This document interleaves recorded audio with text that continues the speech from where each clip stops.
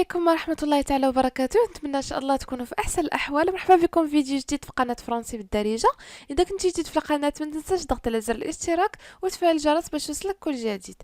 الوغ بالنسبة للفيديو ديال اليوم ان شاء الله غادي يكون عبارة على واحد التوضيح لواحد السؤال اللي كيتطرح بزاف، اللي هو واش غادي تكون القراية في هاد العطلة او لا.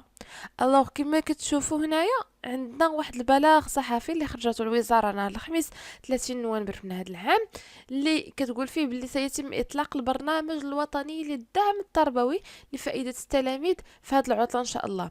بمعنى في هاد العطلة غادي يكون الدعم التربوي فقط، راه ما غاديش تكون القرايه. راه كاين فرق بين الدراسه والدعم التربوي. الدراسه سيتاتي انك غادي تكمل المقرر ديالك يعني كيف ما بديتيه. الدعم التربوي لا، يعني الدعم التربوي بمثابه واحد المراجعه ديال الدروس وصافي. فاهمين؟ فوالا هادشي اللي كاين بالنسبه لهاد الدعم التربوي. شكون اللي غادي يقريكم هاد الدعم التربوي؟ شكون اللي غادي يديروا لكم؟ فغالبا كيف ما كتشوفوا هنايا قال لك غادي يتم الدعم التربوي الذي يقوم به طلبة الإجازة في التربية. بمعنى الطلبة اللي خداو لا ليسونس في التربية هما اللي غادي يجيو ان شاء الله يدوزوا لكم هذا الدعم التربوي. كذلك يقدر يكون الدعم التربوي الرقمي يعني عن بعد عبر المنصة ديال تيليميتيس. فاهمين؟ كذلك هنا قال لك الدعم التربوي الممول من لدن شركاء، يعني غادي يجيبوا لكم شي ناس اللي غيديروا لكم ان شاء الله الدعم التربوي. فاهمين؟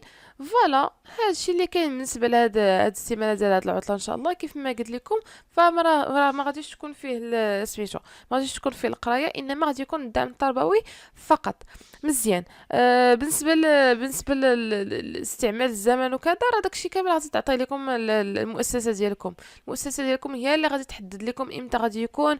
ماشي بالضروره انكم تتبعوا لومبلوا ديالكم اللي اصلا عندكم في على باز.